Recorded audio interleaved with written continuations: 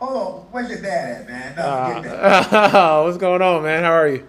I'm doing good. How are you? Good, good. What does this mean for you and your coaching career to be the head coach through the summer league? For me, it means a lot. It means a lot coming from this coaching staff and this organization to allow me to lead this team into the summer, giving me the experience of becoming a head coach. First thing first, and then second thing, I have a lot of history here, so it kind of even means a little bit more to me. With having family work for this organization, being around this organization when I was a kid, and now being a head coach with this logo on me. So it actually means a lot to me. What did you see today that gave you some confidence that you guys could have a good summer league program? Man, today it was a lot of toughness, man. That's what I saw. I saw a lot of toughness, a lot of competing today. These kids have earned these spots, and they're ready for the moment. They're ready for this opportunity. We got a lot of talented players out there, both offensively and defensively, and I think we're gonna have a good show out there. All right, let's go over to Jovan, please. Hey, Coach. I'm curious, what is the implementation process like in terms of using the Lakers system for the 15-man roster versus the Summer League roster? How does that kind of work, and how much are you able to implement throughout this training camp? When you say implement, what are you saying? Implement I like guess are you philosophy? teaching them, Frank's system, or is it Oh, your system, or okay, how does that work? got you. Yeah. So I'm a Frank Vogel guy. I was Frank's head video coordinator in Orlando, and he brought me here, right? So a lot of our philosophy, offensively and defensively, are the same. But they've also given me free reign to try different things. Things that I as an assistant coach sit in the back and think may help the big club during the regular season. Try it here, see if it can work. And they've given me the freedom to kind of create my own identity. You're going to see a lot of the things that we did with the Lakers, and you're going to see some new things when you're watching our team play. So I think they kind of gave me complete freedom when it comes to the implementation. You guys know we've been very collaborative. Anthony Davis and LeBron James are championship pillars of this franchise for years to come, and of course they're going to be involved in how we build our roster, how we have built our roster. Both great basketball minds, and Frank as well. I think the cohesiveness in making these decisions between your star players, the head coach, and the front office is really important, and that'll continue to be our process going forward. And Rob, do you have a way to evaluate this season in context of all the injuries and the shortened off season? Does it make it more difficult for you, or is it apparent, what you would like to do and the pieces you would like to put together to try to get back to the place that you were last year? I think that we feel like the roster we had this year was a championship caliber roster, and obviously there were a lot of things that came into the mix that weren't within our control that kept us from winning a championship. That has to be the goal every year, and the only way to get there is with hard work. And so, of course, we'll learn from this season and from how the roster was constructed, and we'll apply that wisdom and experiences to what we do going forward. But the recipe is going to be hard work and diving back into the process. And really, after today and the exit interviews, that work starts. We have an insatiable desire and passion to bring banner number 18 here. And we're excited about the work we're going to commence tomorrow to get that done for our fans and for the organization. Hey, Hey Rob, good to see you. Hey, Dave. When you kind of started unraveling the team that you took over, you and Magic took over and started shedding some salary. You've been adding it since, and you have some big numbers on the books already. There's some other guys that are going to be up for free agency, and it could cost ownership in the neighborhood of triple digits in the millions when we're talking about luxury taxes. Do you have commitment from ownership to be able to spend basically in order to continue to dive into the luxury tax and retain guys if that's the best decision you feel like you would make? You know, Jeannie and the ownership group has empowered the front office to do one thing, and that's to smartly build a roster to win championships. That's been the hallmark of this team since Dr. Buss acquired it and continues to be today. Clearly, all 30 NBA teams are confined by a salary cap, so we've got to be really smart with how we put all the different puzzle pieces together, but there is only one goal, and it's doing it smartly to have a championship caliber team. I think next year, of course, hopefully with all of our fans being able to come back and be a part of the building, and we owe them the work to start the process of retooling and having a championship caliber team that can do special things next year. And that's the driving passion, and there's alignment there between Jeannie, the front office, the coaches, and our players. That'll always be the goal. Bill? Hi, Rob. Hey, Bill. So much has happened since we last talked to you, but one obviously being the midseason addition of Andre Drummond. I was hoping you could share what the organization's thinking was on making that move, what you hoped that would end up looking like, and obviously there was a consequential impact on Marc Gasol, and then considering that in the elimination game, biggest game of the season, Andre ends up not playing in that game. With the benefit of hindsight now, was that the right move for the organization at that time? Andre Drummond is a great young player. Obviously, he's a couple years removed from being an all-star. I had the privilege of representing him as his agent for a number of years and knew what he stood for, knew his character, knew his commitment to being a team player and to putting the team first, and just his ability to rebound the ball and protect the rim and give us athleticism and size in the paint was an essential ingredient to add to the team, and something that we would do again and again. I think Andre's time here was really good. We had a great exit interview today, and just talked about the fact that, of course, he had a couple months where he didn't play, and so when he got here, there was a process of onboarding and getting in shape and getting acclimated to the guys. But we're proud of some of the big games and big moments he had along the way, both in the regular season and the playoffs, and really appreciate his choosing the Lakers and the contributions he made to us. Dan? Hey, Rob. I have two for you, if you don't mind. We've talked to everybody today, essentially, and heard guys that they want to come back and different stuff like that. Realistically, specifically when it comes to Talon and Alex, is there going to be money for both of them to come back? Is that going to be a difficult choice for you guys, considering what I think is pretty clear that they'll have markets out there for both of them? And then secondly, I'm curious as to how would you assess Montrez this season with you guys? Did he meet the expectations that you guys had for him? And I guess, what do you think his status is with the organization moving forward? In terms of free agency, we feel like we have a core group of players that can do special things, and I'm convinced that, again, without some of the unforeseen circumstances this year of the challenges that we had to face, that we'd be a championship caliber team. So the goal is to try to keep that core group together, and of course, with players like Talen Horton-Tucker and Alex Caruso and Kyle Kuzma, players that you draft or bring into your two-way system and groom and develop. There's a level of pride in that and what the Lakers have been able to do with those players and to grow them. So, of course, our intentions would be to keep our core together and to have a championship team. So that would be the answer there. In terms of Montrez, again, just such an appreciation for the level of passion and competitiveness that he plays for.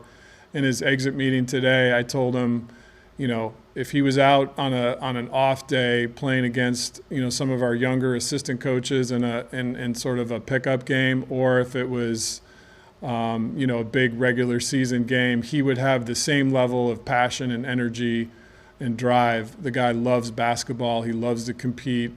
Every minute he plays with that level of intensity, and it's certainly something we appreciated all season long from him. Yovan. I'm sorry, Kyle. Rob, Frank just confirmed, and obviously, didn't want to talk at length about it, but that he's entering the final year of his contract. In terms of, you're talking about the roster continuity, but, what is the priority of the organization to make sure Frank and, obviously, staff members of successful coaches get plucked, but to bring back as much as the coaching continuity as you've enjoyed the last 2 years? Listen, Frank's done a outstanding job as the head coach of the Los Angeles Lakers to come into an organization in his first year to help us achieve the ultimate goal is really incredible and something that we are so grateful and appreciative of. And this year, I think, did everything he could to battle through some of the things that our team faced that we couldn't control, and did the best he could in a very, times of adversity to keep everybody together. Frank's a guy that Kurt and I in the front office really enjoys working with, that does a great job with our players, and we see him as a strong part of our future for sure. In terms of his staff, I couldn't praise more his staff. Just a great group of guys, being able sometimes to sit in the strategy rooms and see the great basketball minds in there and how they collaborate and break issues down and come up with a game plan is something that's really impressive. I wish all of you guys could see it. It really is. And, there's some names in that room I think that are going to get attention for head coaching jobs around the league. You have a guy like Jason Kidd who has been just outstanding here as a lead assistant. Just a 10 out of 10, I think, in all ways. And Lionel Hollins and Phil Handy and, I could go down the entire list of Mike Pemberthy and all the coaches that we have and what a great job they've done. So our philosophy here is if there's ways for our staff members or Frank's staff members to grow and become head coaches, that's something that we take great pride in. We want all of the players that are Lakers at some point in their career to always feel like this is a platform to grow and to succeed, whether they're here or whether they move on with other teams. And we feel the same way about coaches. Yovan. Hey, Rob. You guys obviously struggled with three-point shooting in this series. And I'm curious with how important three-point shooting is in the modern era, just the way the game is played.